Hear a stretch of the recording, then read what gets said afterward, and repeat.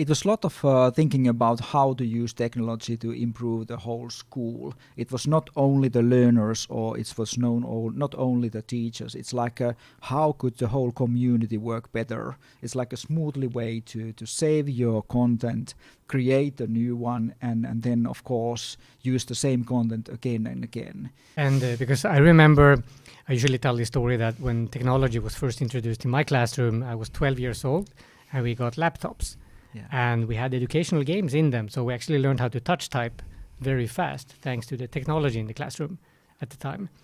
But then at some point, the technology used in education or in school became outdated at some point and wasn't really helping us pedagogically or productively to learn new things. Because back then, we didn't have laptops at home. So it was quite revolutionary to have a laptop in the school and that you can use it for educational games. But how have you seen the development, maybe having connections in Microsoft still, and then seeing how the education technology industry has boomed, and then you also, as a publishing director, has been very much in the forefront of looking at what the startups do, and you can tell more about that if you want to. Really, as a pioneer publisher or publishing director, because I've been in contact with many, and most are very careful at doing any kind of innovation and just waiting for legislation to change until they have to, let's say, incorporate some technology.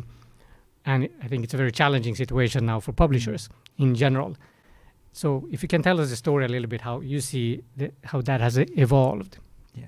Then when I went back to Ottawa to the third time and last so far, so it was time when everybody was thinking about how to use the technology in learning and how can you help teachers to teach better and how they can use technology. And on that time it was also said that almost all schools have already computers. Not exactly one-to-one, not exactly very good connections to web, but still a lot of computers in the classroom, and that was a good start. And then it was also a time when was the first talks about how to develop the learning content that is usable with the computers. And then when I started to think about myself, and it's not me, it's like the team who was working with me, to think about how to change the world a little bit more technology friendly in schools. And it's about content. How can you use content? What does it really mean to content if you use technology?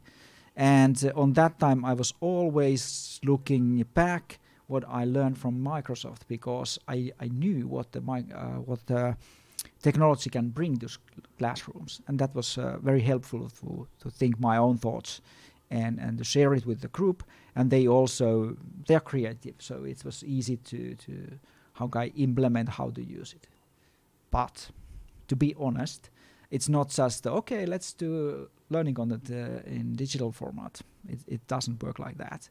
So first we decided that we will do that. Small parts. And then we decided that we started to looking for a platform to work with. And we started to work with, a platform from Aste, from Finnish company. And then quite soon after that with Klaubi, that was also Finnish company who made a platform where you can use the learning materials. And we just go and started and say, okay, let's try what we can do. And the first thing was that let's do a lot of material. Not very, how can I say, complicated, it was simple, but a lot of those. So it was the year of mass. So somehow like you do a lot of things, and the reason why we did so was that when we can give these materials to teachers to use in their classrooms, we can get feedback. And the feedback will give us a lot of things that what we can next develop. And that was very, very important, because if you just do and think by yourself what to do next, you can get lost quite soon. But we get the feedback from the teachers and from the learners, and we can also do the next versions. So do a lot, then think about the quality and how does it really improve the learning. And then there's, of course, you have to think about how can you do this that the business will go on still very strong. So that was the third one, and I was the lucky one to be with those people who can see the future of digital business in learning and education.